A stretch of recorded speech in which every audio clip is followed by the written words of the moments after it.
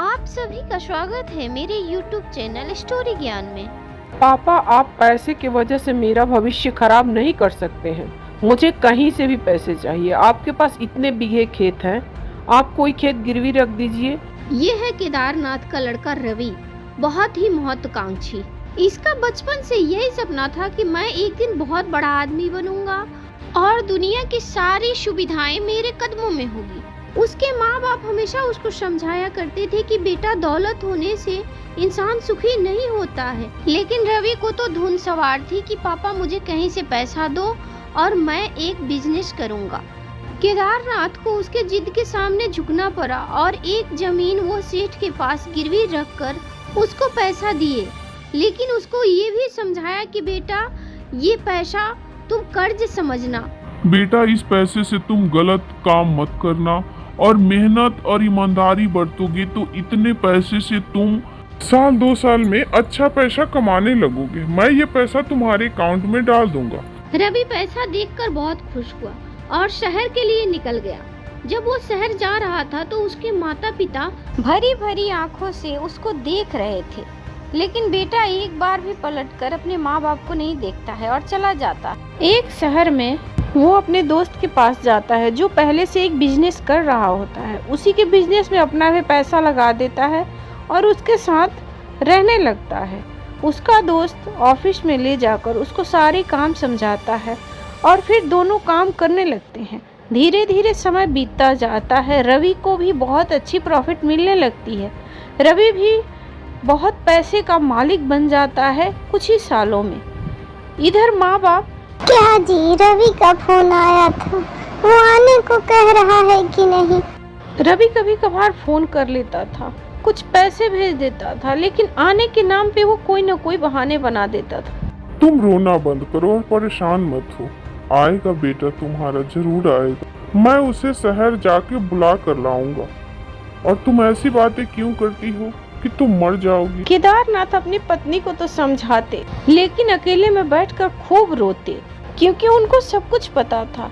वो एक खेत पे जो पैसा लिए थे उसके बदले सेठ ने उनके सारे जमीन हड़प लिया और उनको ये भी पता था कि उनका बेटा शहर में शादी भी कर लिया है, घर भी ले लिया है, वो यहाँ आना नहीं चाहता है।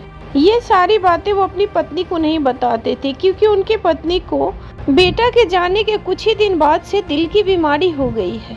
वो अकेले ही ये सारी बातें सोच सोच कर बहुत रोते थे। इधर बेटा और बहू अपने में मस्त थे। रूही, तुम्हारे माँ का कल बर्थडे है। तुमने सोचा है अपनी माँ को क्या गिफ्ट दोगी? देखो जी, मेरे माँ के पास किसी चीज की कमी नहीं है। हाँ, अगर तुम्हें कोई शौक हो तो तुम अपनी तरफ से दे देना, मुझे कोई इसमें दिलचस्पी नहीं है। इधर रवि की माँ की अचानक तबीयत खराब हो जाती है और उसके पापा डॉक्टर को बुलाकर लाते हैं। तो डॉक्टर, इनके हार्ट का ऑपरेशन कराना पड़ेगा, दूसरा कोई उपाय नहीं है। और उस ऑपरेशन में कम से कम 10 से 15 लाख रुपए खर्च होंगे। बाकी आप देख लीजिए, मैं चलता हूँ। केदारनाथ ये बातें सुनकर बहुत घबरा गए और अपने बेटे के पास फोन करके, बेटा तुम आ जाओ, तुम्हारी माँ का अंतिम समय चल रहा है। मेरे पास इतने पैसे भी नहीं है कि मैं उनका ऑपरेशन कराऊं। वो तुम्हारा ही नाम ले रही है बेटा।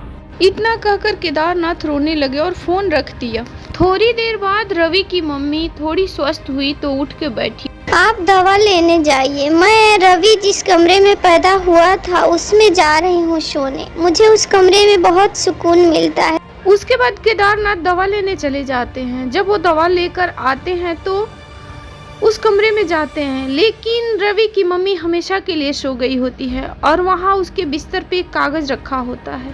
केदारनाथ वह कागज उठाते हैं और उस पे ऊपर ही लिखा होता है बेटा। अंदर जो उनकी पत्नी लिखी थी उसको पढ़कर केदारनाथ का ही नहीं, जो भी पढ़ा उसका दिल दहल गया। फिर क्या था, वो अपने बेटे को देखने के लिए तरसते हुए दुनिया से चली गई और थोड़ा सा कुछ लिख पाई, जो पढ़कर सब लोगों की आंसू बह रहे थे। अंतिम संस्कार करने बेटा तो आया, लेकिन उसको पछतावे और ग्लानि के सिवा कुछ नहीं मिला। अपनी माँ की चिट्ठी लेकर वो जमीन पे बैठ के रोए जा रहा था और सब लोग उसको समझा रहे थे। रवि को अपनी माँ की सारी पुरानी बातें याद आती है, जो वो कदम कदम पर उसको समझाती थी और सिखाया करती थी। दोस्तों, हमें इस कहानी से यही सीख मिलती है कि माँ का प्यार निस्वार्थ होता है। जीते जी माँ बाप का कदर कर लें, नहीं तो बाद में पछतावे के सिवा और कुछ नहीं रहेगा। अगर ये कहानी पसंद आए तो प्लीज़ हमारा प्रोत्साहन बढ़ाएं और हमें सपोर्ट करें।